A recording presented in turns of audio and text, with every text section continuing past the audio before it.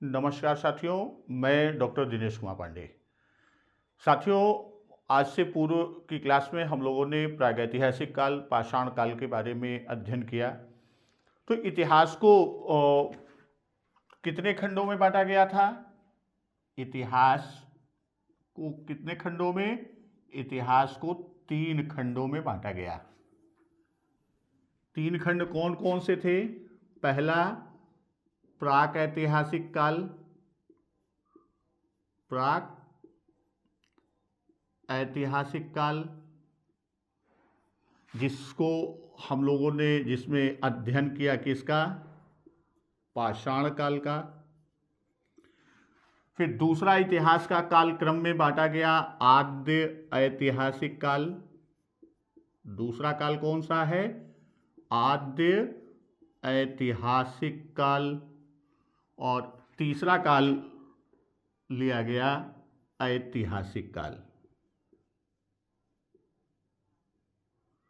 तीसरा काल कौन सा है? ऐतिहासिक काल। तो इसमें प्रागैतिहासिक काल में हम लोगों ने पाषाण काल के बारे में अध्ययन किया। पाषाण काल को 4 खंडों में बांटा गया। पहला आपका बांटा गया पूरा पाषाण काल, थोड़ा सा रिवीजन भी हो जाए। पूरा पाषाण काल। दूसरा आपका बांटा गया मध्य पाषाण काल। दूसरा काल कौन सा बांटा गया? मध्य पाषाण काल। और तीसरा काल आप बांटा नव पाषाण काल। तो ये 3, 1, 2 और 3। और चौथा खंड जो बांटा गया था, चौथा खंड था ताम्र पाषाण काल।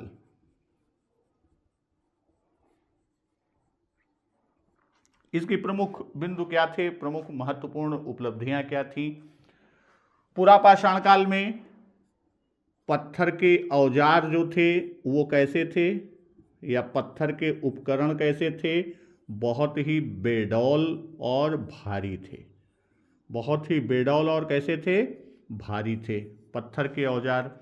इस समय की सबसे प्रमुख उपलब्धि जो थी वो आग या अग्नि की पहचान की बात की थी, या अग्नि की खोज। और अंतिम समय में ये चित्रकारी भी करने लगे थे। चित्रकारी का भी इनको ज्ञान हो गया था पूरा पाषाण काल। वहीं जब हम मध्य पाषाण काल की बात करते हैं तो मध्य पाषाण काल में क्या था? इसमें इनके औजार जो थे, जो पत्थरों के औजार थे, वो औजार क्या हो गए? वो लघु हो गए, या छोटे हो गए, या सूक्ष्म हो गए।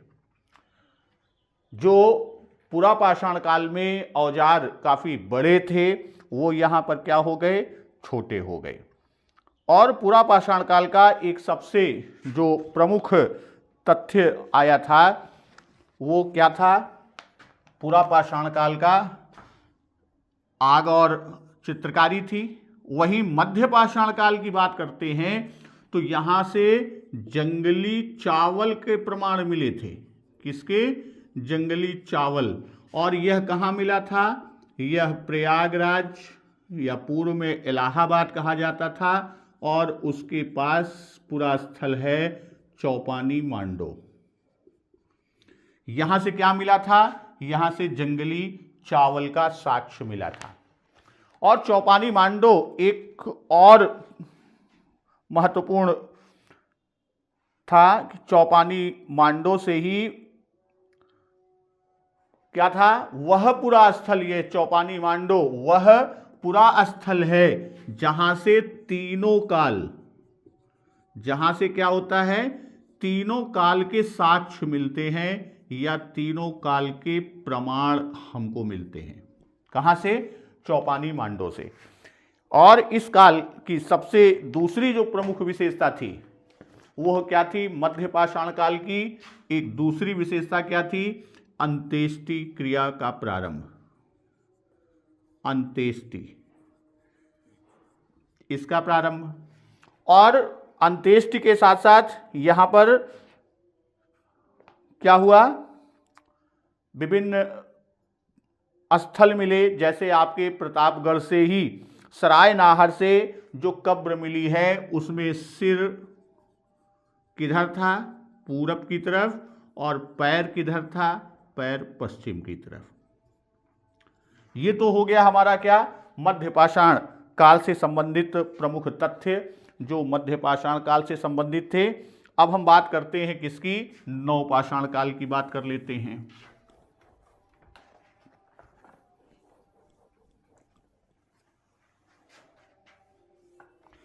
अब हम बात किसकी करने चल रहे हैं, नवपाषाण काल। तो नवपाषाण काल का प्रारंभ, नवपाषाण काल का प्रारंभ कब से माना जाता है कि खेती का कार्य जब वह सुचारू रूप से करने लगा, यानी भली भांति जब वह खेती प्रारंभ करता है, उसी समय नवपाषाण काल का प्रारंभ माना जाता है। नवपाषाण काल में पहली फसल, अब खेती आई तो पहली फसल उसने क्या निकाला, क्या उपजाया, पहली फसल थी जौ, और फिर उसके बाद गेहूं। खेती के जो साक्ष्य मिले हैं, खेती के जो साक्ष्य मिले हैं वह 7000 ईसा पूर्व का प्रारंभ से 7000 ईसा पूर्व में कहां से मिला, मेहरगढ़। और मेहरगढ़ इस समय कहां पर है, इस समय पाकिस्तान में, और पाकिस्तान के कहां पर, सुलेमान और कीर्थर की पहाड़ियों पर मेहरगढ़। उसके बाद जो साक्ष्य मिला वह कोलडीहवा से मिला, इलाहाबाद के पास। कहां, इलाहाबाद या आज के प्रतापगढ़ के बगल प्रयागराज। तो इलाहाबाद या प्रयागराज के कोलडीहवा से साक्ष्य मिला। यहां से 6000 ईसा पूर्व की खेती के साक्ष्य मिले। कहां से, इलाहाबाद कोलडीहवा से 6000 ईसा पूर्व से खेती के साक्ष्य मिले, और कोलडीहवा से ही चावल के उगाने का साक्ष्य मिला। चावल के उगाने का साक्ष्य कहां से मिला, यह कोलडीहवा से मिला। और अभी आधुनिक जो रिसर्च हुए हैं उसमें लेहुरा देव, उत्तर प्रदेश में ही कौन सा स्थान, लेहुरा देव, यहां से खेती का साक्ष्य मिला है। यहां से क्या मिला है, खेती का साक्ष्य। वैसे अभी तक कहां से माना गया, पहले सबसे प्राचीन मेहरगढ़ से माना गया था 7000 ईसा पूर्व, किंतु लेहुरा देव से जो खेती का साक्ष्य मिला है वह 9000 ईसा पूर्व का साक्ष्य मिला। तो अब यहां एक प्रश्न बनता है, अभी तक सबसे प्राचीन खेती का साक्ष्य की बात हम करते थे तो मेहरगढ़ की बात करते थे, लेकिन अब जो नवीनतम रिसर्च हुआ है उसमें लेहुरा देव से जो हमें प्रमाण मिला है वह प्रमाण इतिहासकारों ने बताया कि वह 9000 ईसा पूर्व वहां पर खेती के प्रमाण मिले हैं। तो अब अगर विकल्प में दोनों आता है तो फिर वो लेहुरा देव, और अगर लेहुरा देव नहीं है तब हमारा कौन सा हो जाएगा, मेहरगढ़। इसके साथ साथ इस काल में अस्थाई आवास, इस काल में नवपाषाण काल में और जो प्रमुख बातें थी वो क्या थी, एक था कि अस्थाई आवास।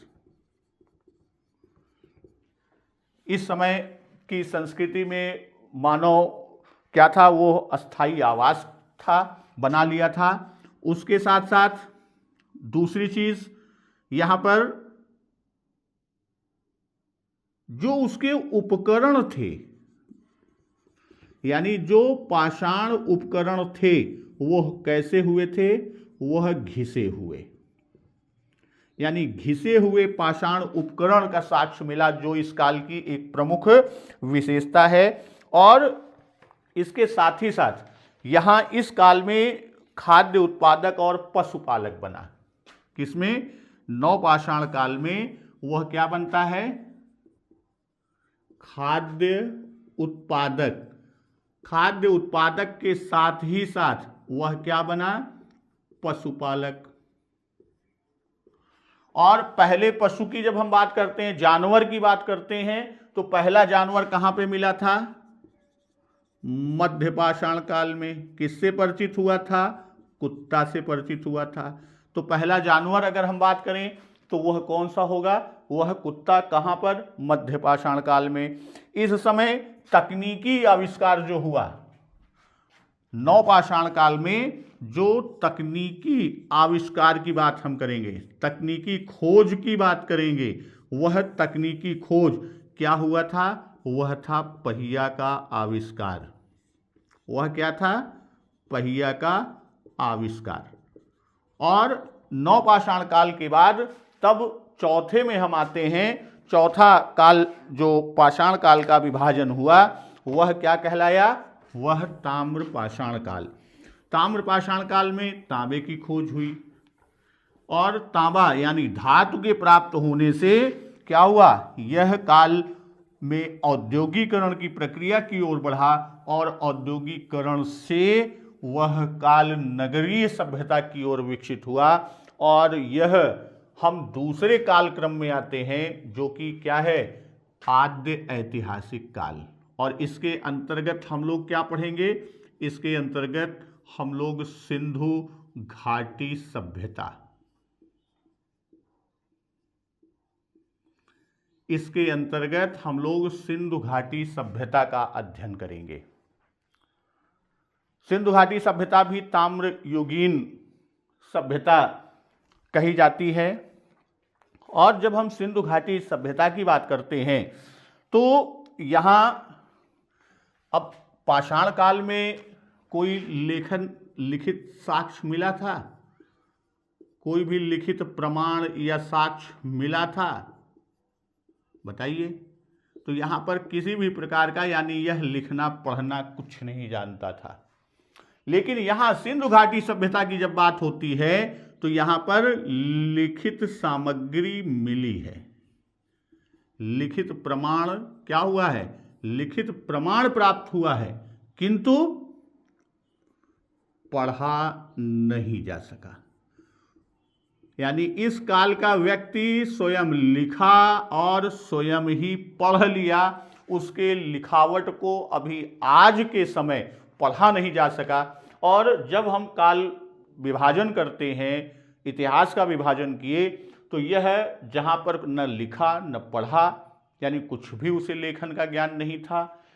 दूसरा काल आद्य ऐतिहासिक काल, जिसमें लिखा तो यानी लेखन की जानकारी, उसने लिखा भी है, साक्ष्य भी मिले, लेकिन उसे पढ़ा नहीं जा सका।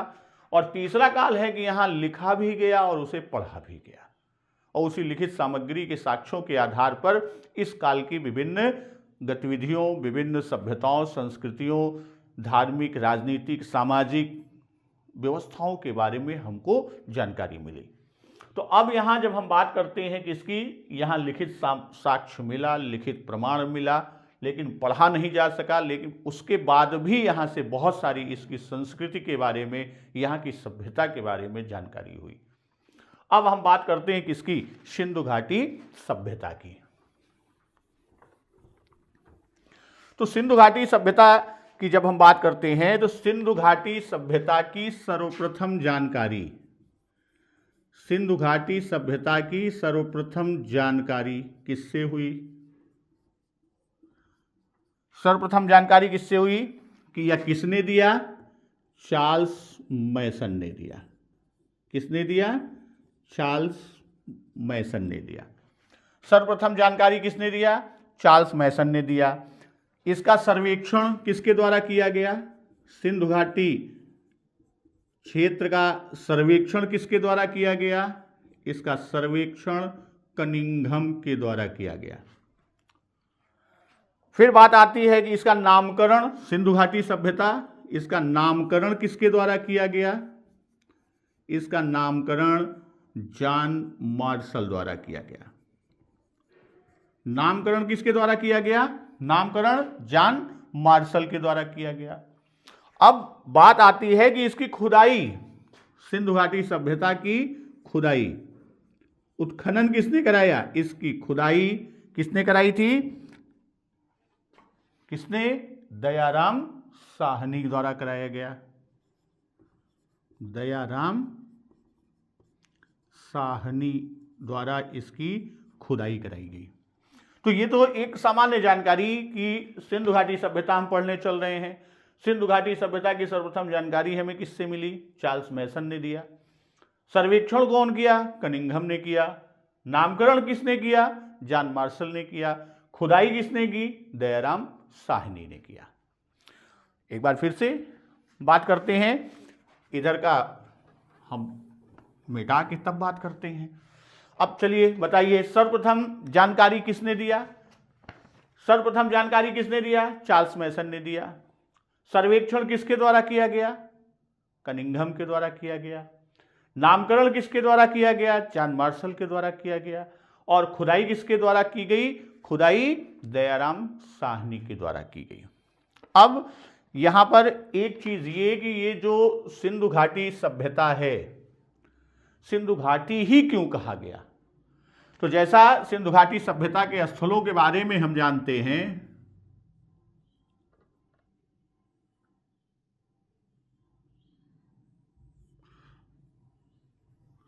ये भारत का ये सिंधु नदी यहां से निकलती है, यहां से होते हुए इस तरह से जाती है, और जो हमें पूरा स्थल मिले हैं वो इन्हीं क्षेत्रों में हमको मिले हैं, यानी सिंधु नदी के आसपास ही मिला है। यानी जो सिंधु नदी के किनारे बसने के कारण इस सभ्यता का नाम सिंधु घाटी सभ्यता क्यों पड़ा? सिंधु घाटी सभ्यता सिंधु नदी के, जो सिंधु नदी है, सिंधु नदी के आसपास बसने के कारण इस सभ्यता का नाम सिंधु सभ्यता पड़ा। अब यहां सिंधु सभ्यता, अगर हम कहें कि सिंधु सभ्यता, जो सिंधु घाटी सभ्यता या सिंधु सभ्यता है, यह किसका विकसित रूप है? एक प्रश्न यहां से भी बन सकता है, यह किसका विकसित रूप है? यह विकसित रूप किसका है? यह विकसित रूप है ताम्र पाषाण काल का। किसका विकसित रूप है? ताम्र पाषाण काल का। इसका नाम सिंधु घाटी सभ्यता ही क्यों पड़ा? क्योंकि सिंधु नदी के किनारे बसने के कारण इस सभ्यता का नाम सिंधु सभ्यता या सिंधु घाटी सभ्यता इसका नाम पड़ा। अब यहाँ बात करते हैं कि भाई कोई भी क्षेत्र होता है, जैसे आप अपना घर बनवाते हैं या और चीज़ें हम देखते हैं, तो उसमें आप ये देखते हैं कि हम अपनी चार दीवारी बनवा लेते हैं, बाउंड्री बनवा देते हैं, जिससे पता चलता है कि इस ज़मीन का, इस क्षेत्र का आकार कैसा है। तो वैसे ही अगर हम बात करते हैं किसकी, हम बात करते हैं सिंधु घाटी सभ्यता, तो एक तो ये प्रश्न कभी कभी बनता है कि सिंधु घाटी सभ्यता की आकृति यानी उसके क्षेत्र की आकृति कैसी थी। तो उसको इस तरह से समझें, नक्शा तो कोशिश करते हैं बनाने की।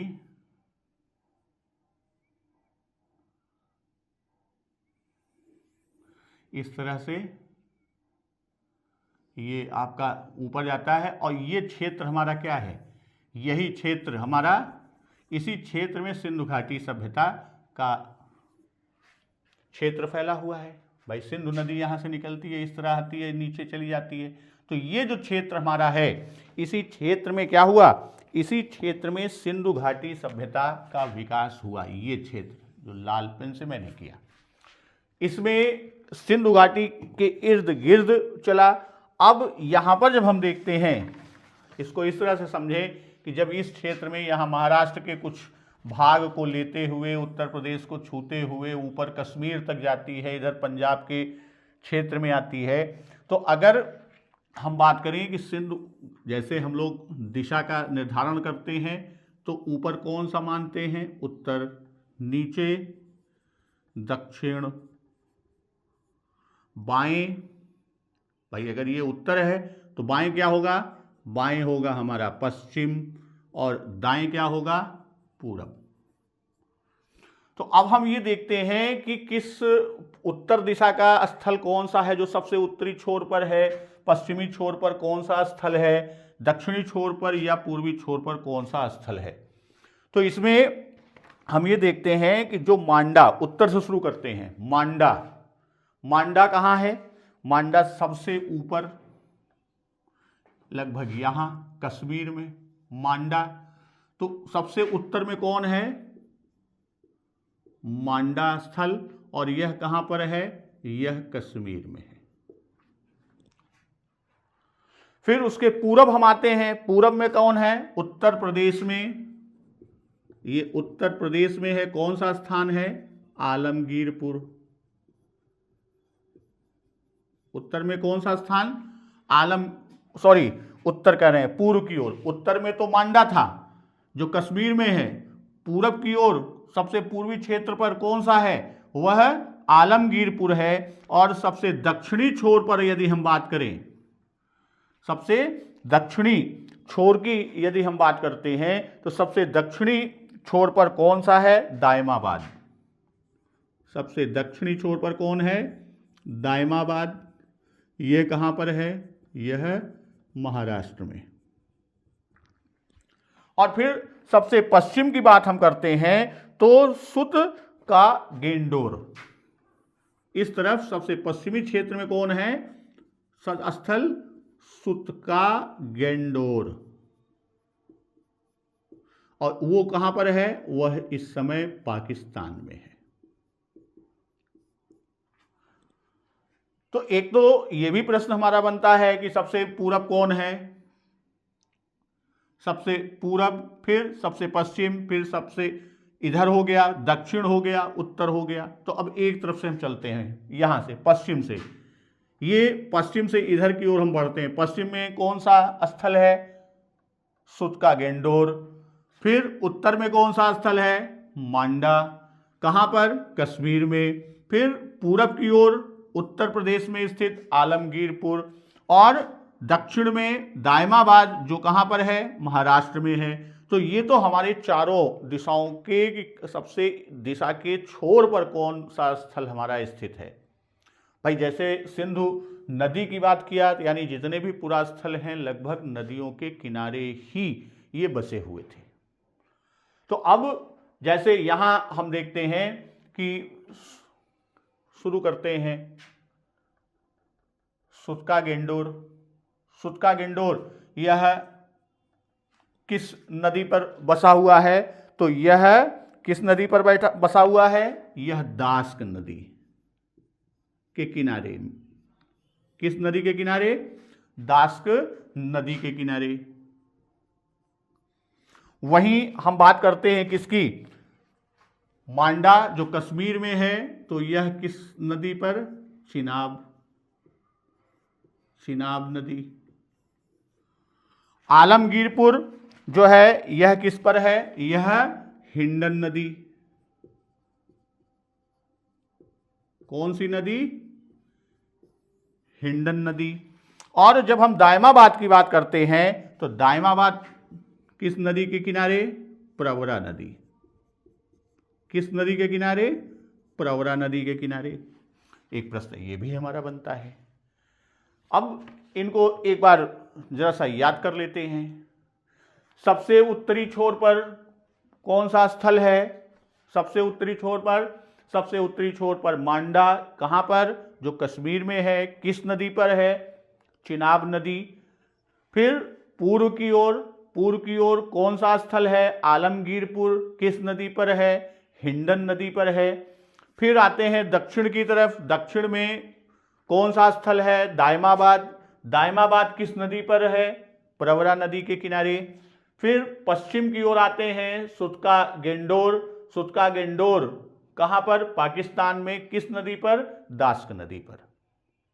तो इसको आइए एक बार याद करने का एक और सरल तरीका हम लोग देखते हैं। भाई हम आप जानते हैं कि सम बराबर ऐड होता है। क्या होता है? सम बराबर ऐड। सम बराबर ऐड। भाई सम का मतलब ऐड होता है। अरे यही इसका ट्रिक है। ये क्या है? ये याद करने का ट्रिक है। अब सम बराबर सा से क्या हो गया? सा से सुत का गेंडोर। मां से क्या हो गया? मां से मांडा। ए से क्या हो गया? ए से आलमगीरपुर, और डी से क्या हो गया, डी से दायमाबाद।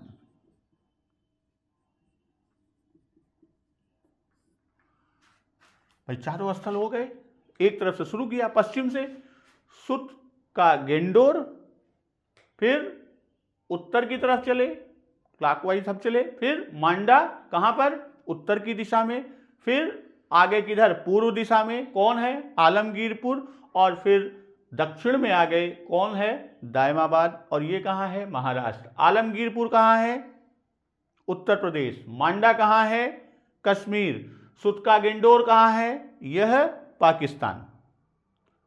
अब इनकी नदियों को भी याद कर लेते हैं। नदियों का जैसे इसका ट्रिक है कि डच हैं पर भारत में नहीं, डच हैं पर भारत में नहीं, डच हैं पर भारत में नहीं, डच हैं पर भारत में नहीं।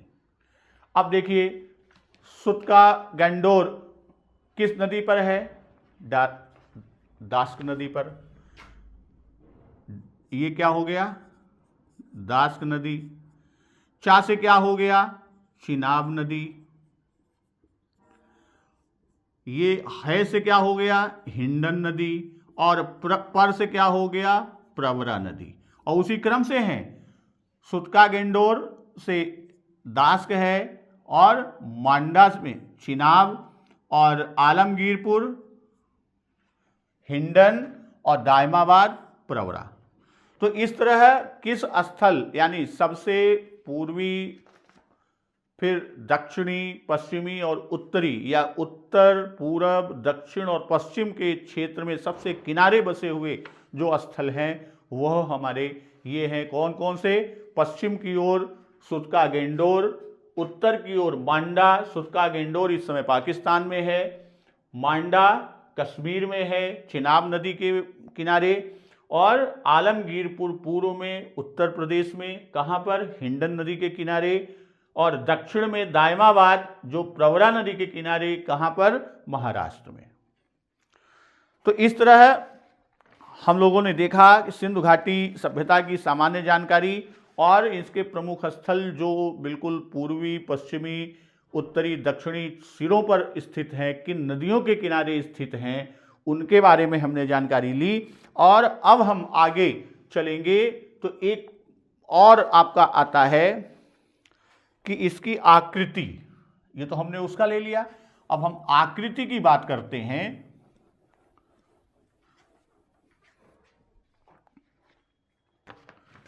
भाई नक्शा तो हमसे बनता नहीं, ये भारत का, और ये चल के इस तरह। तो अब यहां पर देखें, ये कश्मीर है, कश्मीर में कौन सा स्थल है, यहां पर मांडा है, कश्मीर में क्या है, मांडा। फिर यहां पाकिस्तान में इस तरफ, पाकिस्तान में कौन सा स्थल है, सुत का गेंडोर। और फिर हम देखते हैं किधर, यहां पूर्व की तरफ उत्तर प्रदेश में, उत्तर प्रदेश में सबसे कौन है, वह हमारा आलमगीरपुर, वो यहां कहीं आकर है, ये आलमगीरपुर। तो इस तरह इसका जो क्षेत्र बनता है वह किस रूप में बनता है, वह त्रिभुजाकार आकृति में बनता है। और एक प्रश्न यह भी बनता है कि सिंधु घाटी सभ्यता के क्षेत्र की आकृति कैसी है, तो वह क्षेत्र की आकृति कैसी है, वह त्रिभुजाकार है। तो अब सिंधु घाटी सभ्यता की सामान्य बातें कर लिए, अगली वीडियो में हम लोग सीधे आएंगे इनके स्थलों की ओर। प्रमुख स्थल तो शुरू करेंगे हड़प्पा की सभ्यता। हड़प्पा के नाम से क्यों जानते हैं, हड़प्पा में क्या मिला, मोहनजोदड़ो में क्या मिला, वहां का क्या प्रमुख विशेष बातें हैं, तो उस खंड को लेकर हम अगली वीडियो में मिलते हैं। तब तक नमस्कार, वंदे मातरम।